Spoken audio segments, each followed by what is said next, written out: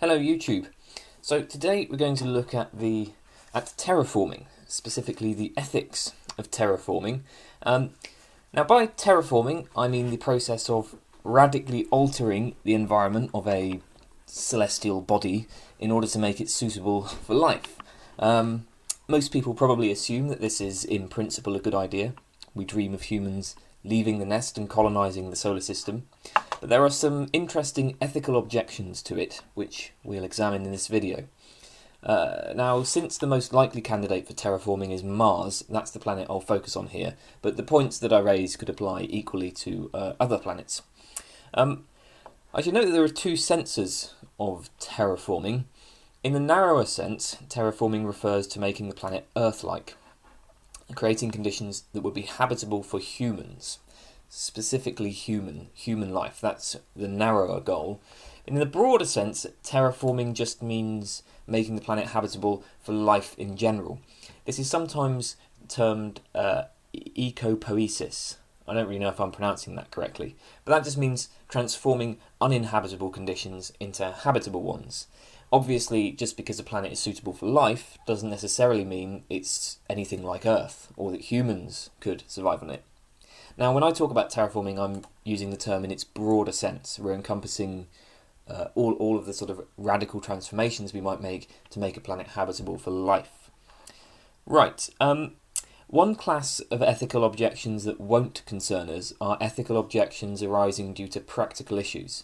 There is a view that says we have economic problems, we have increasingly severe resource depletion, there's all sorts of environmental degradation on our own planet. We should focus on restoring and protecting this planet rather than wasting time on, this entirely speculative project that's certainly beyond our present capabilities. The objection is just that efforts to terraform would be a bad allocation of our current resources. That's a very important point, but it's not one that I'm going to dwell on. Let's imagine that we're living in a time of abundance and that we have the technology to terraform Mars, and this can be done relatively cheaply and easily. Imagine that scenario. Some philosophers have raised ethical objections even for a case like this. Even if we could do it cheaply and do it easily, it may still be wrong. Okay, now we first of all need to distinguish two perspectives we might take about environmental issues. So first we might take what's known as a shallow green or anthropocentric perspective. On this view, natural items are valuable insofar as they're instrumentally useful for humans. For instance, the Amazon rainforest is useful to us because it plays a role in maintaining the stability of the global climate, because we find important resources there, such as medicines, because it's literally home for some humans. There are tribes that live in the Amazon, and so on. There are all sorts of reasons why maintaining the Amazon is good for humanity. This is to say that the Amazon has instrumental value for humans. Second, there is deep green ethics. On deep green ethics, various natural items, such as the Amazon, have intrinsic value, which is to say that they're valuable, they're worth preserving for what they are in themselves, regardless of what kinds of instrumental uses humans might make of them. The environment is worthy of respect and moral consideration for its own sake, just as other people are. Explaining what's really meant by intrinsic value is maybe a bit difficult, but the point is that we'll say for now that a deep green ethics, or something that applies intrinsic value to something that assigns intrinsic value to natural items, what that means is to say that they are worthy of respect and moral consideration for their own sake, regardless of the instrumental uses we might make of them. One way to distinguish shallow and deep green environmentalism is to imagine that you're the last person on the planet. All the other humans have died out, and you decide it would be fun to detonate nuclear bombs under the Amazon. Should you do this? Well, if you accept a shallow green ethics, there's no reason why you shouldn't. If it would bring you pleasure to do this, go ahead. It's not going to harm any other people. Now, on a deep green ethics, blowing up the Amazon would be absolutely abhorrent, even in this scenario. If you're still not clear about this distinction, check out my video, Environmental Ethics and Sylvan's Last Man Argument. I talk about it a bit more there. Personally, I accept deep green ethics. I won't argue for it here, although I will say it strikes me as completely ludicrous to suggest that the they only value items like, the mountain K2 or the polar ice caps. If we say the only value of those is that they produce nice experiences for sentient creatures, that just seems ridiculous to me. But anyway, if you agree with me that even non-human, non-living, abiotic things can have intrinsic value, obviously moral questions arise concerning our treatment of them. So this distinction between two approaches to environmental ethics gives us two different ways of looking at terraforming. On the one hand, we might worry that terraforming will cause problems for humans. Or, taking a deep green perspective, we might worry that terraforming violates duties we have to the planet just considered in itself. In either case, the basic concern is that terraforming might amount to a sort of act of extreme vandalism. It would be morally wrong to detonate nuclear devices under K2. It would be wrong to do this even if it would produce great benefits for us.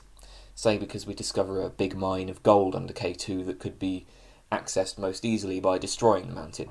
I'm sure we all agree that K2 is an item of great value that's worth preserving, even if you think its value is merely instrumental. So perhaps it's similarly wrong to radically alter Mars. The question is whether we can turn this basic concern about vandalism into a more sophisticated argument. Let's consider some shallow or anthropocentric concerns with terraforming. First of all, we might be concerned about the aesthetic value of Mars in its present state. One of the reasons why we preserve natural areas on the Earth is because we think that they look beautiful, and we think people have a right to enjoy these areas in an unspoiled state. Similarly, Mars in its present state has significant aesthetic value. It is barren and lifeless, but this means it's an environment totally different from Earth. The reddish hue of its skies and soils, the particular landforms, the hills and mountains, the incredible dust storms, far greater than the dust storms on Earth that sometimes seem to cover the entire planet. All of these things might be of interest to future visitors of Mars. This is a fairly weak argument. Presumably visitors to Mars would also be interested in seeing a terraformed Mars. Indeed, a terraformed Mars would presumably exhibit far more items of interest than Mars in its present state. There's only so much pleasure you can get from looking at rocks. Second, other planets may have significant scientific value. In the case of Mars, we're already exploiting this. We have several probes and satellites monitoring the planet, which are telling us a lot about its geological history and soil composition and atmosphere. The worry is that if we radically alter Mars to make it more like Earth, the scientific potential will be lost. Again, I think this is a pretty weak argument. First, how much of scientific interest would actually be destroyed? Obviously the atmosphere would change, but many of the geological features would remain. Terraforming alters the surface properties of the planet, and most of what's underground, and actually even many of the surface features like mountains and valleys would be unchanged. In any case, there would surely be a great deal of scientific value in seeing life develop on another planet. Third, we might argue that we should refrain from terraforming Mars since it could have possible uses that we haven't yet conceived of. We don't know how future technology or future science are going to develop. Just as a precautionary matter, we should keep Mars as it is, in case there are uses we don't yet know about. Again, weak for the same reason as the other two arguments. A terraformed Mars would also have possible uses we haven't conceived of. In fact, it would presumably have more possible uses just in virtue of the fact that there'd be more going on there. Nevertheless, I suppose these sort of 3 points that we've just raised do, that there is a kind of important intuition behind them, which is that the effects of terraforming are likely to be irreversible. Once the process gets started, we probably won't be able to bring Mars back to its present state. So if we do, anything we do lose is gone for good. So finally, there's a concern that developing life on Mars could present a danger to earthbound organisms with the possibility of deadly pathogens evolving. We've all heard the science fiction scenario of some deadly microbe from another planet wiping out Earth.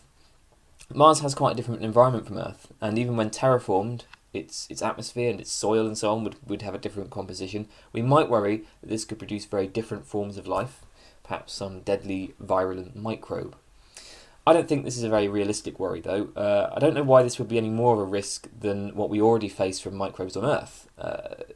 There are plenty of areas on Earth with extremophile microbes.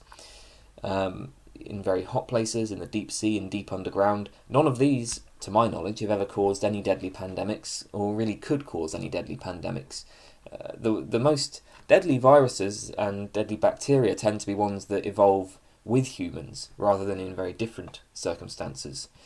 So I don't see this. I don't know why the mere fact that life has evolved on Mars would necessarily mean it would produce sort of deadly pathogens.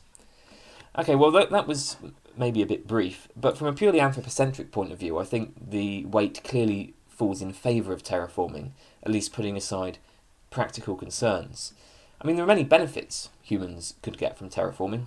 If we could inhabit other planets, this would alleviate population pressures on Earth. If we could grow food and materials on other planets, this would alleviate resource depletion. There'd be great scientific and educational value in expanding into space. So if you could do it cheaply and easily, it seems clear to me that from a purely anthropocentric perspective, we should do it. The more powerful arguments against terraforming come from the deep green perspective, from the idea that non-human, non-sentient, even non-living environments can be intrinsically valuable. So, one of the main arguments against terraforming from this perspective is that we should treat Mars as a wilderness area, and wilderness areas are worthy of respect for what they are in themselves. Wilderness is very important for many environmentalists. Environmentalists tend to think that there's something significant about untouched or pristine nature. Mars, obviously, is currently in an almost entirely untouched state. We've landed a few probes that have left some tracks, but pretty much the whole planet is currently wilderness. Terraforming would involve radically altering the entire surface of the planet. Everything that makes Mars distinctive would be lost. It would turn the entire planet into a human artifact. There'd be no wilderness left, at least not on the surface. Maybe some of the caves underground would count as wilderness, but the entire surface wilderness would be gone. Now, it's important to be clear about what the objection here is. The claim is not that it's always bad to transform wilderness. Humans have every right to flourish, and this has to involve transforming nature. But we don't want to transform everything. We have a duty to leave significant parts of nature untouched. We need to maintain untouched rainforest, untouched desert, untouched tundra. We need to maintain representatives of the various wild places. It's perfectly fine to alter some rainforest, but we shouldn't alter it all. We want a large amount of rainforest to be preserved in its pristine state. So similarly, we wouldn't object to humans altering parts of the surface of Mars. If we want to build bases on Mars, there wouldn't necessarily be any environmentalist objections to that, at least putting aside the questions of cost and resources it would require. But terraforming is transformation on an unprecedented scale. Terraforming is totalizing. Everywhere on the whole surface of Mars would be radically altered. And that's the problem. We have a duty to preserve significant parts of Mars in its pristine state, and terraforming wouldn't allow that. Now, I mean, you might just reject this point. Couldn't we create natural Martian preserves, places where we prevent life from entering and that look just like Mars did before? I think the problem here, I doubt that would actually be possible. Life is very tenacious. Once a planet is suitable for life, and life has been introduced, it will probably expand everywhere it possibly can. But even if we could keep life out of some places, the lifeless element is just one aspect of Mars. There's also the atmosphere. Terraforming would alter the entire atmosphere. It would even change the colour of the skies. So we simply wouldn't be able to create preserves of unspoiled Martian wilderness. We wouldn't even really be able to approximate it. Okay, now some problems with this argument. First of all, we might suggest that what's valuable about wilderness areas is their rarity. It's important to preserve untouched rainforest because there's so little of it left. But if the Earth was 10 times bigger and covered in rainforest, and we hadn't even occupied most of the planet, particular areas of rainforest wouldn't be so valuable. And I think that this is absolutely right. The rarer something is, the more valuable it is. So the problem then is that Mars is one barren, lifeless planet among many. Maybe we should be worried about terraforming once we've expanded across the solar system and there are very few barren worlds left, but right now there are loads of planets and moons just like Mars. This response isn't really very persuasive.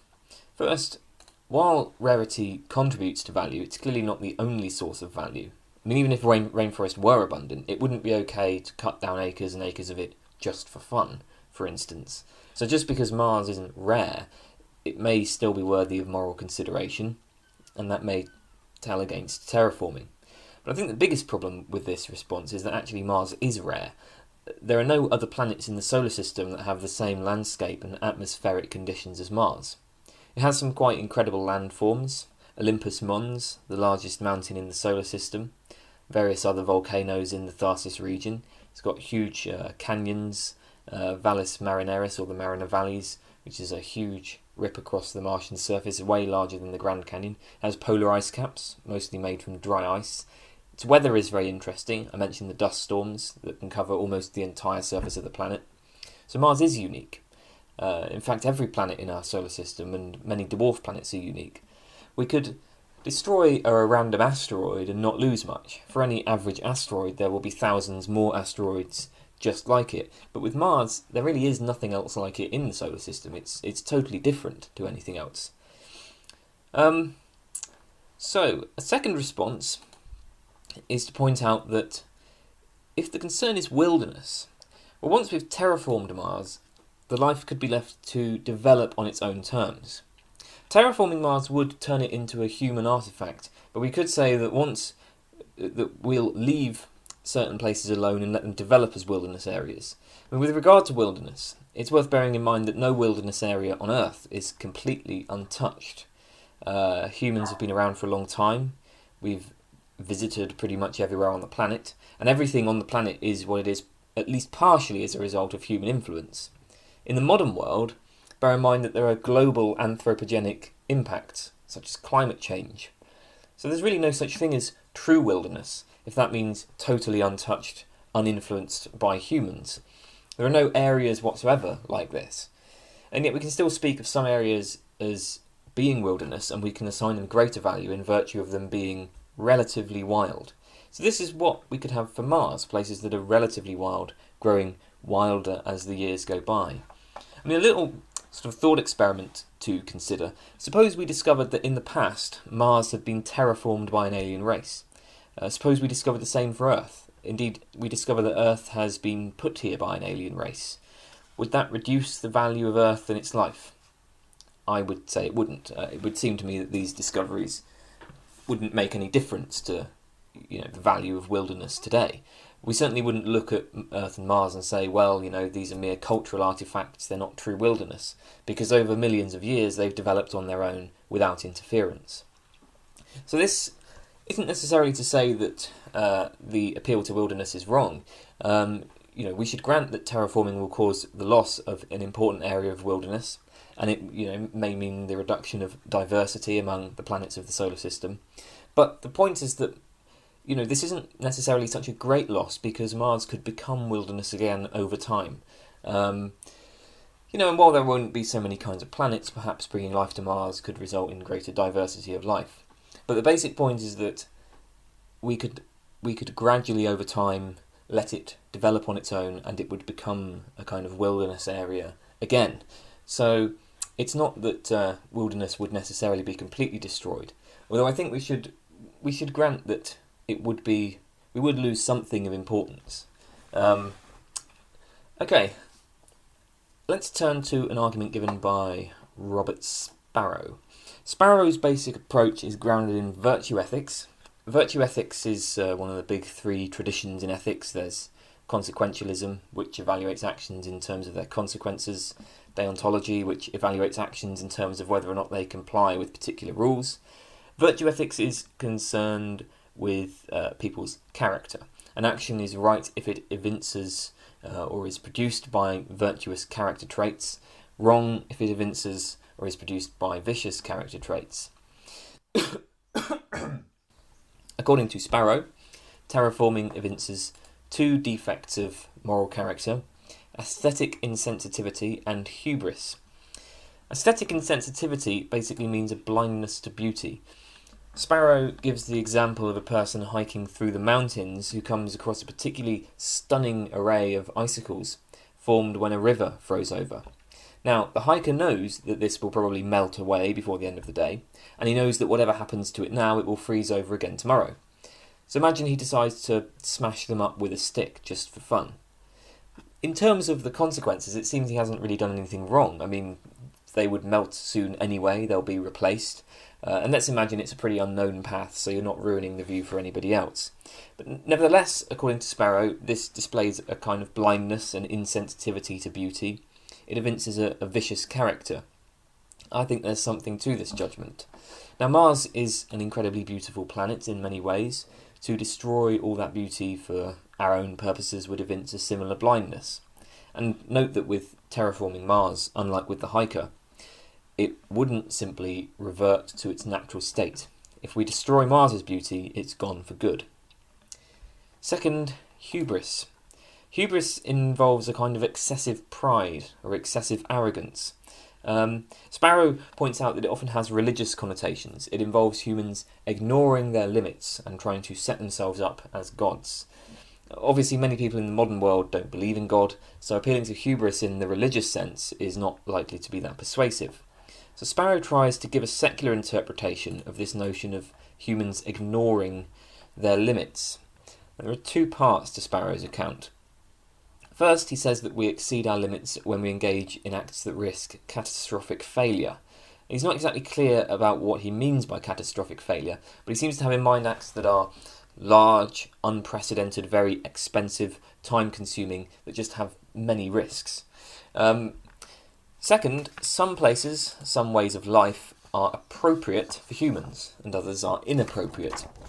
So Sparrow says, I quote him directly, "A proper place is one in which one can flourish without too much of a struggle. It is one in which we can live in and sustain.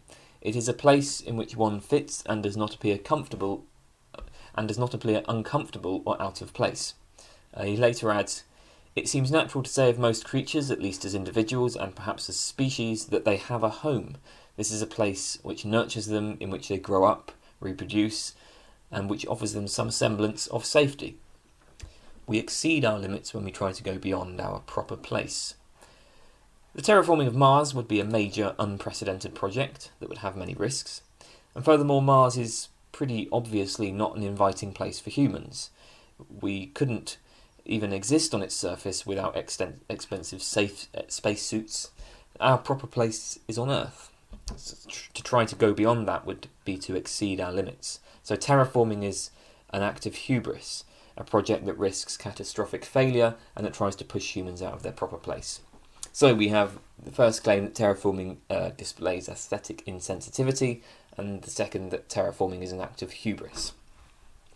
I'm not persuaded by this argument. First of all, regarding catastrophic risk, how risky would terraforming actually be? I mean, in practice, if we tried to do it these days, it would be unlikely to work, but who knows how technology could develop in the future? I mean, I think Sparrow is hinting at an important point here, which is just that under present conditions, terraforming would be very expensive, it would be a massive drain on resources, it would have a high chance of failure. But that's just due to limitations of present technology. So I'm not persuaded that there's nothing in principle about terraforming. There's nothing about terraforming that makes it in principle risk of catastrophic failure. And in any case, I think that Sparrow's account of hubris should be rejected. There's not necessarily anything wrong with engaging in risky projects. Indeed, we need people to do that. It's important to have people taking risks. And as for the notion that humans have a proper place, I think that's just nonsense. I mean, there are many places on Earth where humans struggle to survive. In fact, for most of human history, people struggle to survive. Having a nice, comfortable, easy existence is a privilege of modern industrial society. Would we say that Inuits exhibit hubris because they're eking out an existence in extremely harsh conditions. I think that would just be ridiculous. So I don't really find this account of hubris all that persuasive. In any case, talk of humans having a proper place seems to miss an important point, or perhaps two important points. As I mentioned earlier, terraforming can be understood in two senses. In the broad sense, terraforming just involves making the planet habitable by life in general. But this project wouldn't be a case of humans trying to exceed their proper place, since we wouldn't even be trying to live on the other planet.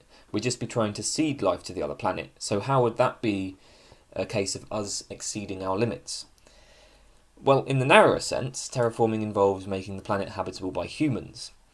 But in this case, the problem for Sparrow's argument is obvious. What this means is that we try to turn the planet into a proper place. We try to make the planet the sort of place where humans can live relatively comfortably. At the moment, Mars isn't a proper place for humans.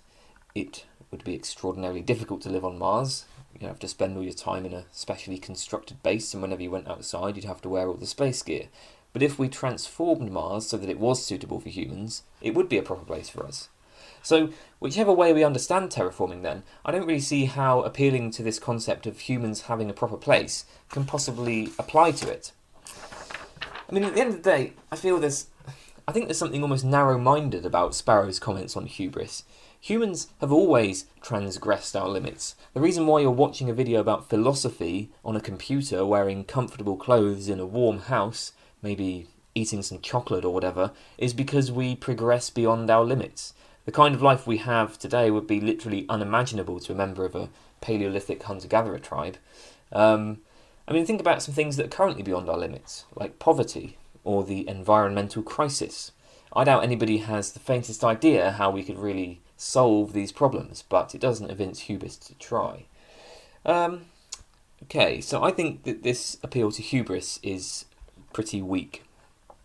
The point about aesthetic insensitivity is, I think, more powerful. But again, there's no necessary reason why terraforming would evince this. I mean, certainly terraforming would involve destroying many beautiful things.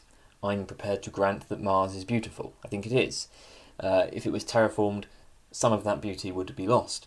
But this doesn't mean that terraforming would be wrong overall. It just means that if we were to terraform Mars, we would need to have good reasons, and we would need to do it with the proper understanding and appreciation that we are destroying something of value. And we would need to be cautious. Don't jump into it. Try to preserve the important parts. For instance, if terraforming involves detonating nuclear devices underground, don't detonate them under an important feature like Olympus Mons. I think this is fairly obvious stuff. So it is important to preserve beauty. Aesthetic sensitivity is important. But we can't pass a blanket injunction on destroying things of beauty. So this hardly amounts to a kind of an argument against terraforming. It's an argument that if we do terraform, we need to do it with the right attitude and the right sort of approach. A third argument against terraforming appeals to the potential for life on Mars. The first point here is that if there is life on Mars, it would be very wrong to destroy it. This would be a massive environmental crime. It's bad enough when we destroy a single species. The extermination of the dodo, that was very bad. It would obviously be much worse to wipe out an entire extraterrestrial biosphere. That would just be unforgivable. Now the problem is that while we don't yet have conclusive evidence of life on Mars, we can't possibly know that there isn't Martian life. I mean, in fact, at present, there is some evidence that Mars may be inhabited. Some of the methane production on Mars could have a biological origin, for instance. This evidence is extremely controversial, and there are many other, probably more plausible hypotheses that have been proposed to account for it, but at present, more study is required before we can rule out Martian life. The question is then, how much more study? Say we examine the planet thoroughly for 100 years, for 1,000 years. How much do we need to know about Mars before we can say conclusively, there is no life? Now this kind of point could provide a general injunction against terraforming, because how can we ever be sure that there's no life? We could spend 1,000 years studying Mars intensively, not find a single instance of life, but we still couldn't be sure that there isn't some microorganism lurking under the next rock, or more likely in some cave deep underground. The point is that we have to err on the side of caution, and this means don't terraform. Obviously, radically transforming the conditions on Mars could well eradicate life that exists there, if there is indeed any life there. I think the conclusion of this argument is clearly too extreme. What we have here is basically a skeptical problem. We can't ever be certain that there isn't indigenous Martian life. We should, of course, always bear in mind these skeptical problems, but if we take skepticism too far, it just disables our ability to do anything. We have to act based on probabilities. If we keep studying Mars, there will come a point where we'll be able to say this planet is almost certainly lifeless. I mean, we can't be completely certain, but I can't be certain that when I walk out my front door I won't get struck by an asteroid or a stray bullet or a freak bolt of lightning. So, you can't take skepticism to the sort of extremes this argument tries to. Right, well, those were some arguments against terraforming. I'll look at some more in the next part of this, but that's enough for today. So I'll see you soon. Goodbye.